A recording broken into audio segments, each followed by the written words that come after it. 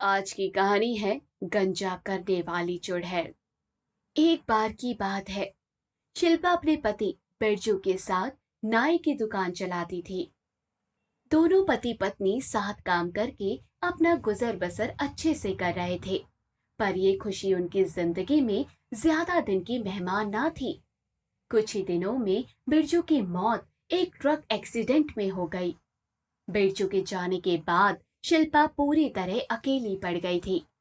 और तो और उसका घर चलाना अब काफी मुश्किल हो गया था, जिसके कारण शिल्पा सेठ मोहन लाल से कुछ पैसे उधार ले लेती है। धीरे धीरे शिल्पा का कर्ज बहुत ज्यादा बढ़ जाता है। इस बात का फायदा उठाने के लिए अब तो आए दिन मोहन लाल शिल्पा के घर पैसे मांगने आ जाया करता था। एक दिन मोहन लाल फिर से शिल्पा के घर पहुंचा। अरे शिल्पा। सेठ जी, अभी मेरे पास जरा भी पैसे नहीं है। मैं जल्द से जल्द आपके पैसे लौटा दूंगी। अरे मैं यहाँ पैसे लेने नहीं आया हूँ, पर अगर तुम चाहो तो मैं तुम्हारा कर्ज माफ कर सकता हूँ। शिल्पा मोहन लाल की फितरत समझ जाती है और गुस्से में चिल्लाने लगती है, जिससे गांव वाले शिल्पा के घर के आसपास इकट्ठा होने लगते हैं। यह देखकर मोहन लाल घबरा जाता है और बोलता है। अरे ये झूठ बोल रही है, मेरा यकीन करो। इसने मुझसे पैसे लिए थे और पैसे वापस मांगने पर मुझे धमकियां दे रही थी कि मुझे झूठे आरोप में फंसा देगी। यहाँ तक कि इसी ने अपने पति को मारा और अब हमें इसे जलाकर मार डालना चाहिए। गांव वालों ने मोहनलाल की बात मान ली और शिल्पा को जलाकर मार डाला। उस दिन के बाद से शिल्पा एक चुड़ैल बन गई और रात होते ही गांव में घूम घूम कर शिकार करने लगी। उसे जो कोई भी अकेला मिलता, वो अपने उस तरह से उसे गंजा करने के बाद मौत के घाट उतार देती। गांव में चुड़ैल की चर्चा जंगल में आग की तरह फैल गई थी। एक दिन राहुल कई सालों बाद अपने गांव वापस आ रहा था। रात बहुत हो चुकी थी। वो काफी थक चुका था। तभी चुड़ैल उसके सामने आ जाती है। चुड़ैल को देखकर राहुल घबराकर जमीन पर गिर जाता है। तुम हो कौन? मैं तुम्हारी मौत हूँ, जो आज तुम्हें ले जाएगी।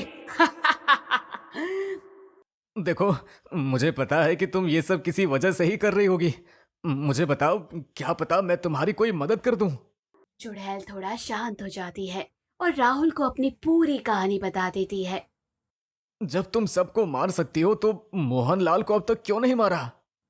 मैं रात में ही बाहर निकल सकती हूँ और मोहनलाल ने अपने घर पर सुरक्षा कवच लगा रखा है। वो तो रात में घर के बाहर भी नहीं आता। मैं तो बस मौका ढूंढ रही हूँ उससे बदला लेने का। अगर मैं तुम्हारी मदद करूं तो तुम आजाद हो जाओगी। पर तुम मेरी मदद कैसे करोगे? राहुल चुड़ैल को पूरा प्लान समझाता है और मोहनलाल के घर चला जाता है। घर के बाहर पहुंचकर राहुल जोर जोर से मोहनलाल को पुकारने लगता है। आवाज सुनकर मोहनलाल खिड़की से बाहर देखते हुए कहता है। अरे क्या है भाई, क्यों इतनी रात में चिल्ला रहे हो? अरे भाई, मैं तो आज ही शहर से गांव वापस आया हूं और कल सुबह फिर शहर लौट जाऊंगा। मेरी एक बहुत बड़ी जमीन है जिसे मुझे बेचनी है। गांव में तुम्हारा बड़ा नाम सुना है तो सोचा तुम्हें ही आधे दाम पर दे दूं। मोहनलाल ये सुनकर भागा भागा घर से बाहर आ जाता है। अरे आओ आओ, सारी बातें अच्छे से घर के अंदर करते हैं।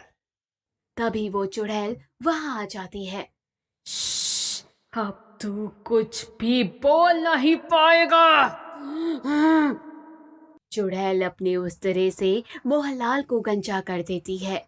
मोहनलाल अपने किए के लिए माफी मांगने लगता है, पर चुड़ैल उसे भी मौत के घाट उतार देती है और हमेशा हमेशा के लिए मुक्त हो जाती है।